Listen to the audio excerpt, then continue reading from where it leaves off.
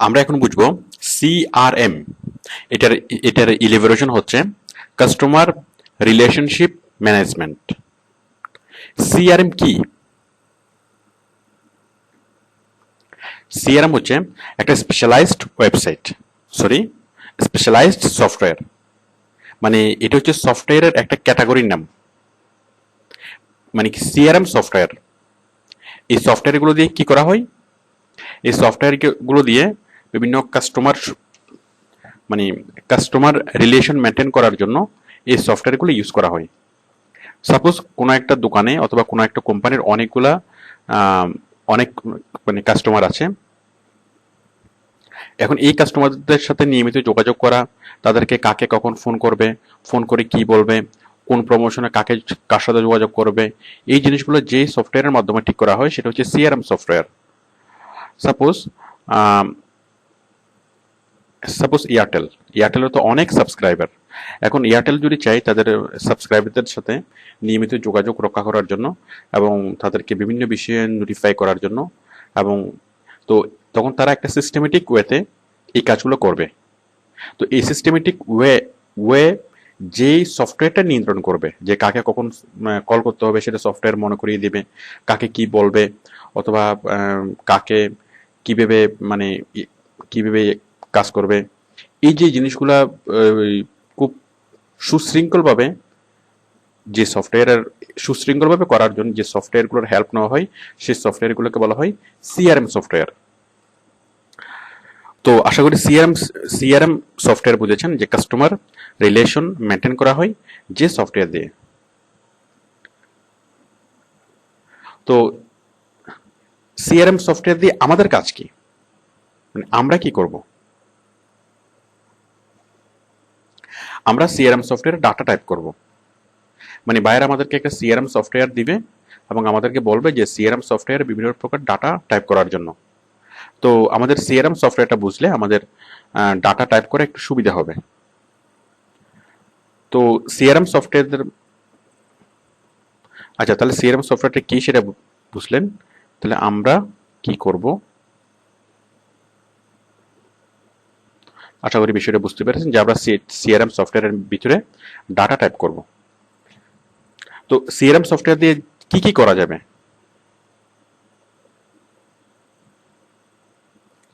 মানে CRM software দিয়ে যে যে কাজগুলো করা যাবে আমি সেগুলোই লিখছি। তার আগে আমি সিআরএম সফটওয়্যার কি জিনিসটা আর একটু বুঝিয়ে বলি। মনে করুন মিমি সুপার মার্কেট, মানে একটা ভিআইপি মার্কেট অথবা সেনমার অথবা বসুন্ধরা সিটির যে কোনো দোকান, তার কাছে আসে ভিআইপি কাস্টমাররা যারা এক্সক্লুসিভ প্রোডাক্ট চায়। তো সাপোজ এই যে দোকানদার, সাপোজ একটা কাপড়ের দোকানদার, একটা রেডিমেড গার্মেন্টসের দোকান। তো এখন ওইখানে যে যে কাস্টমাররা আসে সেগুলো হচ্ছে ইমোশনাল কাস্টমার। মানে তারা একটা প্রোডাক্ট, সেটা যদি দোকানদার তাদেরকে বুঝিয়ে বলে, তাহলে একটা প্রোডাক্ট তারা অনেক বেশি দাম দিয়ে কিনবে। তো এখন ওই দোকানদার, মানে দোকানদার যেটা বলে চালিয়ে দেয় যে এক্সক্লুসিভ, যে আপা আপনার জন্য এইটা মানে এক পিসে ছিল এবং এক পিসে আমি আপনার জন্য রেখেছি, এটা এক্সক্লুসিভ। এবং সেই এক্সক্লুসিভ যে প্রোডাক্ট, এক্সক্লুসিভ বলে দোকানদাররা চালায়, এবং এক্সক্লুসিভ যে প্রোডাক্টের প্রতি মানে কাস্টমারদের অনেক আগ্রহ থাকে। যাই হোক, সেটা আমাদের বিষয় না। এখন দোকানদার যদি এইটা একটা লিস্ট মেনটেন করতো, সাপোজ তাদের যে কাস্টমারগুলো সেগুলো হাতে ধরা মানে ধরা বাঁধা কাস্টমার, কাস্টমার খুব কম বাট প্রফিট অনেক বেশি তাদের। এখন তারা যদি এই কাস্টমার গুলোর একটা লিস্ট তৈরি করতো যে কোন কোন কাস্টমার, এবং সেই কাস্টমারদেরকে যদি নতুন কোনো প্রোডাক্ট আসার সাথে সাথে সেই কাস্টমারদেরকে নক করতো, তখন তাদের ইউজ মানে সেলস অনেক বেড়ে যেত। মানে নতুন একটা একটা প্রোডাক্ট আসলো, তখন কি কাস্টমারকে ফোন করে, দোকানদার ফোন করে বললো যে আপনার নতুন একটা ভালো একটা প্রোডাক্ট এসছে, এটা আমি আপনার জন্য আমি রাখছি, মানে এটা আমি সেল করিনি, এটা এক্সক্লুসিভ, এটা আমি আপনার জন্য রাখছি। তো নিশ্চয়ই তার এভাবে যদি অনেকজনের কাছে সে কল করে, তার 500 অথবা 1000 যদি তার কাস্টমার থাকে, সে 1000 কাস্টমারকে যদি সে কল করে, তাহলে নিশ্চয়ই তার এখানে সেলস অনেক বেড়ে যাবে। বাট বাট দোকানদাররা যেটা করে, এই কাজটা দোকানদাররা করে না। নর্মালি যখনই বিভিন্ন কাস্টমার তার দোকানে আসে, তখনই সে এইসব প্রোডাক্ট দেখে এবং তখনই সে বাই করে। বাট যদি দোকানদার এই মেথডটা ফলো করতো, যে তাদের একটা লিস্ট তৈরি করলো তৈরি করার পরে তাদেরকে নিয়মিত মানে তাদেরকে ফোন করলো, তাদের সাথে যোগাযোগ রক্ষা করলো, তাহলে তাদের সেলস এবং প্রফিট দুইটাই বাড়তো। তো তো এখন এই কাস্টমার যদি অনেক বেশি হয়, যেমন কাস্টমার যদি হয় কয়েকশো, তাহলে কি সে ম্যানুয়ালি সবাইকে ফোন করতে পারবে, সবার সাথে যোগাযোগ করতে পারবে। যদি হয় কয়েক হাজার, তাও মোটামুটি সম্ভব। বাট যদি কাস্টমার হয় 10,000-এর বেশি, তখন তার খাতা কলম দিয়ে সবার সাথে যোগাযোগ করা, মানে খাতা কলমে হিসাব রাখা, কার সাথে কি বলবে, কাকে কখন ফোন করবে, কাকে ফোন করে কি বলবে, কোন প্রোডাক্টের বিষয়ে কার সাথে কথা বলবে, এখন তখন অনেক বড় যখন বিষয় হবে, তখন তার পক্ষে আর সেটা কন্ট্রোল করা সম্ভব হবে না। তখন তাকে সফটওয়্যারের হেল্প নিতে হবে, এবং ওই কাজটা করার জন্য তাকে যে সফটওয়্যারটা হেল্প করবে সেটা হচ্ছে সিআরএম সফটওয়্যার। ওকে, তো আশা করি আপনারা বুঝেছেন যে সিআরএম সফটওয়্যারটা কি। এখন এই সিআরএম সফটওয়্যারের সাহায্যে কি কি কাজ করা যাবে? সিআরএম সফটওয়্যারের সাথে যে যে কাজগুলো করা যাবে, তার মধ্যে এক নম্বর হচ্ছে অ্যাডিং ইউজার, মানে বিভিন্ন ইউজারকে অ্যাড করা। এই যে আমি যেটা বললাম যে একজন দোকানদার তার বিভিন্ন কাস্টমারকে, সব কাস্টমারকে অ্যাড করবে। তারপর হচ্ছে কাস্টমাইজিং কোম্পানি ডিটেলস, সে তার কোম্পানি ডিটেলস মানে কোম্পানির যতগুলো প্রোডাক্ট আছে সবগুলো প্রোডাক্ট সে অ্যাড করবে, এগুলোকে কাস্টমাইজ করবে, যাতে বিভিন্ন ইউজাররা খুব সহজেই জিনিসগুলোকে দেখতে পারে। অথবা তার যেই যে সার্ভিসগুলো আছে সেগুলো সে কাস্টমাইজ করবে, মানে সেগুলো সে সেট করবে, যে সেগুলো যাতে খুব সহজে সে ইউজারকে বলতে পারে। তারপর হচ্ছে সেটিংস ফিসকাল ইয়ার, মানে যেই ফিসকাল ইয়ারের জন্য সে কাজ করবে সেই ফিসকাল ইয়ারটা সে সেট করে দিলে ওই বছরের জন্য সে কাজগুলো করবে। এবং প্রিভিয়াস ইয়ারের কোনো ফিসকাল ইয়ারের সে যদি রিপোর্ট দেখতে চায়, তাহলে সেটাও খুব সহজে দেখতে পারবে, যে এই কাস্টমারকে আমি আজকে ফোন করলাম, এই কাস্টমার আজকে এই কথা বলেছে, এখন এই কাস্টমার আমি 3 বছর আগে এই কাস্টমার কি কথা বলেছিল, অথবা এই 3 বছর আগে কাস্টমার কি প্রোডাক্ট কিনেছিল। তো এইভাবে ফিসকাল ইয়ার সেট করে, মানে বিভিন্ন ফিসকাল ইয়ারে একই কাস্টমার কিরকম রেসপন্স করেছিল সফটওয়্যারের মাধ্যমে সেটা দেখা যায়। 4 নাম্বার হচ্ছে আপডেটিং ইউজার ডিটেলস। এখন বিভিন্ন ইউজারের অনেক অনেক কিছু আপডেট হয়, সাপোজ কোনো ইউজারের ঠিকানা চেঞ্জ হলো, তাহলে সেটা করতে পারে।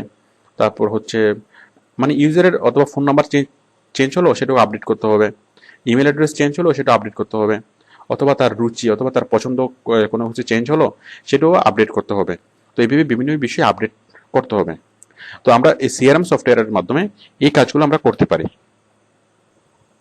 তো সিআরএম সফটওয়্যার দিয়ে যে কাজগুলো করা যায় সেটা হচ্ছে যে কাস্টমার, লিডস, পটেনশিয়াল কাস্টমার এবং অন্যান্য কোম্পানি এবং তার নিজের কোম্পানির বিভিন্ন ডিপার্টমেন্ট এবং নিজের কোম্পানির যে এমপ্লয়ীদের সাথে ইফেক্টিভলি যোগাযোগ করা।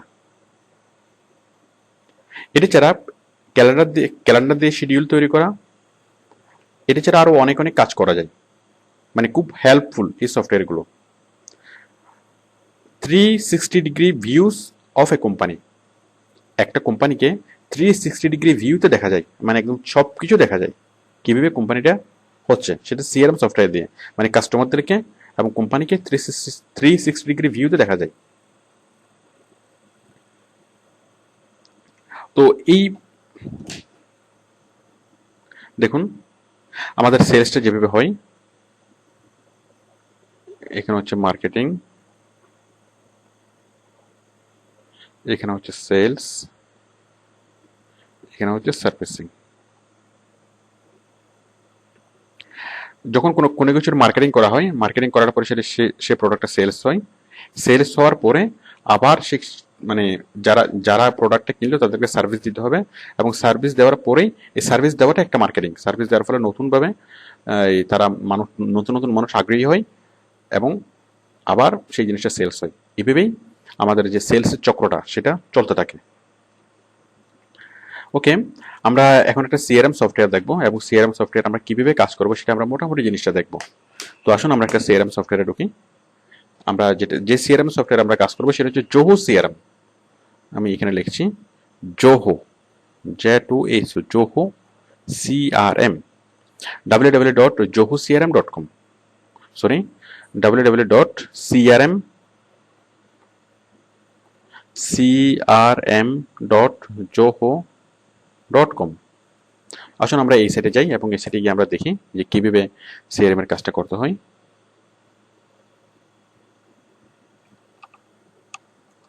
www.crm.zoho.com।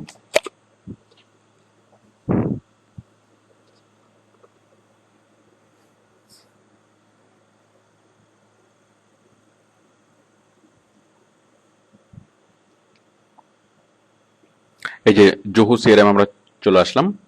এখানে আপনার প্রথম যেটা কাজ হবে সেটা হচ্ছে সাইন আপ করা, মানে একটা অ্যাকাউন্ট ক্রিয়েট করা। তো আমার অ্যাকাউন্ট ক্রিয়েট করা আছে, আমি অ্যাকাউন্ট খুলে দেখাচ্ছি, সাইন ইন করে দেখাচ্ছি।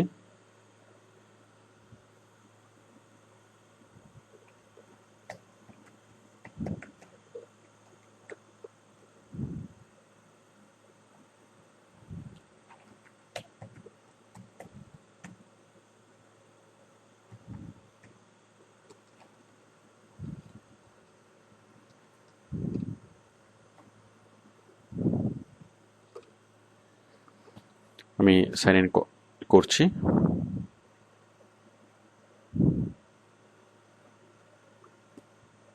এরকম জোহো সিআরএম হচ্ছে একটা কোম্পানি, মানে একটা সিআরএম সফটওয়্যার। এরকম আরো অনেক অনেক সিআরএম সফটওয়্যার আছে।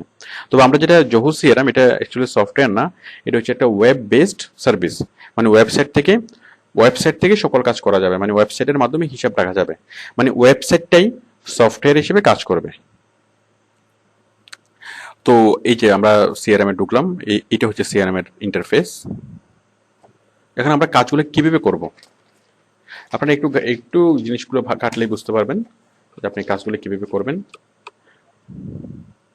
এই যে দেখুন এখানে হোম, এই যে leads, accounts, contact, potential, reports, আরো অনেক অনেক কিছু আছে।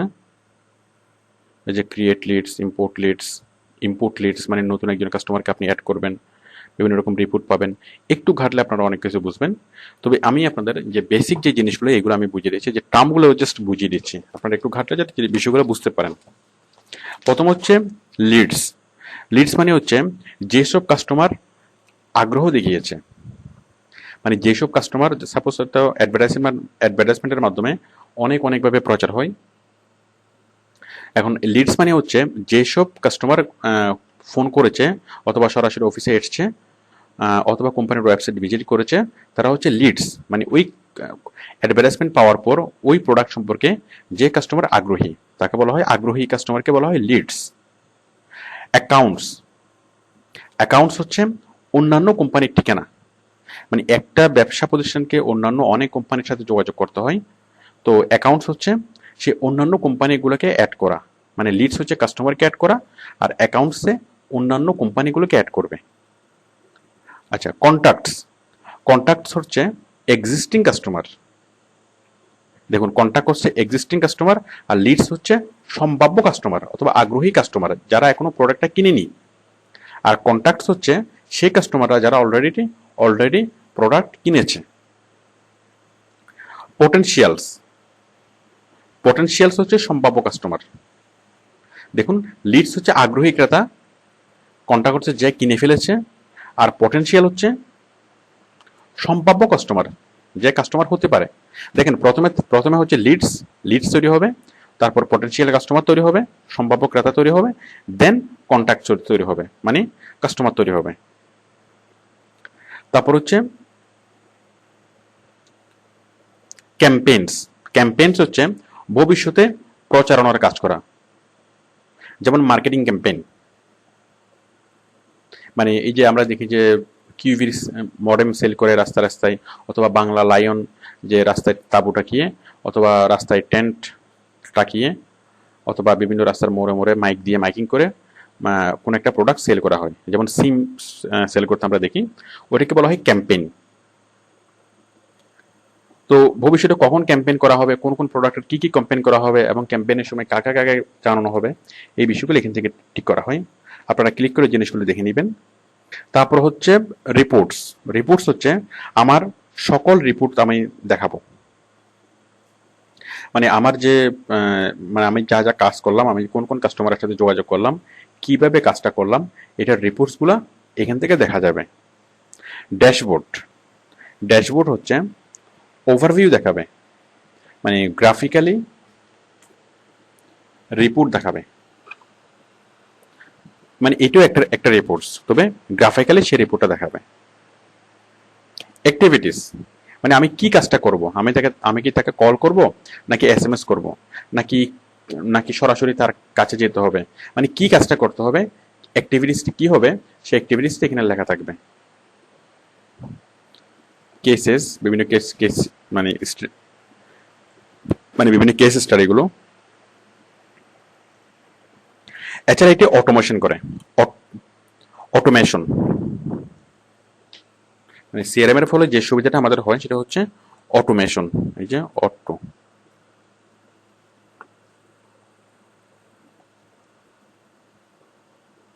অটোমেশন হচ্ছে মানে আপনি কাজ হয়ে যাওয়া।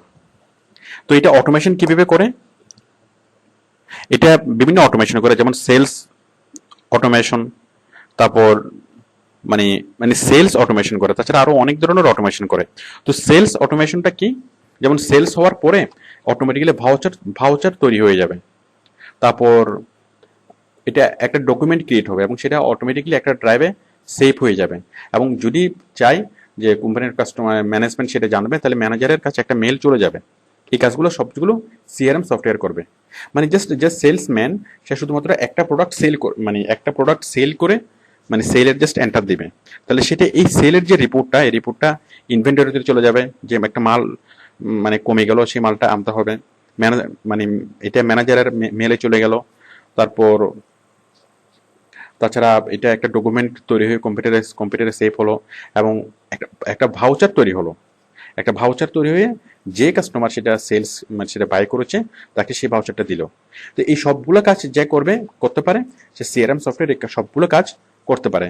মানে অটোমেশন, অটোমেটিক্যালি সবগুলো জাস্ট একটা কমান্ড দিলেই সে অটোমেটিক্যালি অনেকগুলো কাজ সে করে দিবে। মানে একটা সিরিয়াল অফ জব, মানে একটা প্রোডাক্ট সেল হওয়ার পরে কাকে কি মেল করবে, কোথায় ফাইলটা যাবে, কোথায় কিভাবে ডকুমেন্টেশন হবে, এই কিভাবে ভাউচার তৈরি হবে, এই সবগুলো কাজ সিআরএম সফটওয়্যার করে দিবে। তো আপনারা আশা করি সিআরএম সফটওয়্যার কি সেটা বুঝতে বুঝতে পেরেছেন, এবং সিআরএম সফটওয়্যার দিয়ে কি কি করা যাবে সেটা যদিও বা পুরোপুরি ক্লিয়ার হয় নাই, আর সেটা পুরোপুরি ক্লিয়ার হওয়ার দরকার নাই। এবং সেটা ক্লিয়ার কখন হবে, যদি আপনি এই বিষয়গুলো একটু ভালোভাবে দেখেন, তাহলে আপনার কাছে জিনিসটা একটু ক্লিয়ার হবে। এই বিষয়গুলো যদি আপনি দেখেন তাহলে আপনার কাছে ক্লিয়ার হবে, একটু দেখলেই হবে। আপনি আপনার ব্যক্তিগত প্রয়োজনীয় এই সিআরএম সফটওয়্যার, জোহো সিআরএম আপনি ইউজ করতে পারবেন। It's free for everybody. তো যাই হোক, আপনি একটু মানে একটু ভালোভাবে দেখলে ক্লিয়ার হবেন। এখন আপনার কাছে যে জিনিসটা ক্লিয়ার হয়নি সেটা হচ্ছে যে আমরা মানে কিভাবে কাজ করব, ডাটা এন্ট্রির কাজটা আমি কিভাবে সিআরএম সফটওয়্যারে করব। অ্যাকচুয়ালি আপনার যেটা দরকার সেটা হচ্ছে সিআরএম সফটওয়্যার সম্পর্কে একটা ধারণা, যেটা আপনি অলরেডি পেয়েছেন। এই সিআরএম সফটওয়্যার সম্পর্কে একটা ধারণা থাকলেই, বায়ার যদি আপনাকে বলে যে আমাকে আমার সিআরএম সফটওয়্যার এন্ট্রি দিতে হবে, তখন আপনি খুব সহজেই বুঝতে পারবেন হ্যাঁ সিআরএম সফটওয়্যারটা কি, যেখানে কাস্টমারদের সাথে কন্ট্যাক্ট করার জন্য বিভিন্ন ইনফরমেশন টাইপ থাকে। তাহলে আপনি বাইরের কাজটা নিতে পারবেন, এবং কাজটা নেওয়ার পরে আপনি বায়ার যে সিআরএম সফটওয়্যার আপনাকে বলবে, সেই সিআরএম সফটওয়্যার আপনি খুব সাবলীলভাবে আপনি কাজ করতে পারবেন। মানে ওই সিআরএম সফটওয়্যারে কাজ করার জন্য আপনার কমন সেন্সই ইম্পর্টেন্ট। তো এটা যেটা মানে কাজগুলো করার জন্য আপনার যেটা প্রয়োজন ছিল সেটা হচ্ছে একটা কনসেপ্ট, মানে সিআরএম সফটওয়্যার গুলো কি। তো আশা করি আপনি এর মধ্যে সেই কনসেপ্টটা পেয়েছেন। ওকে, থ্যাংক ইউ।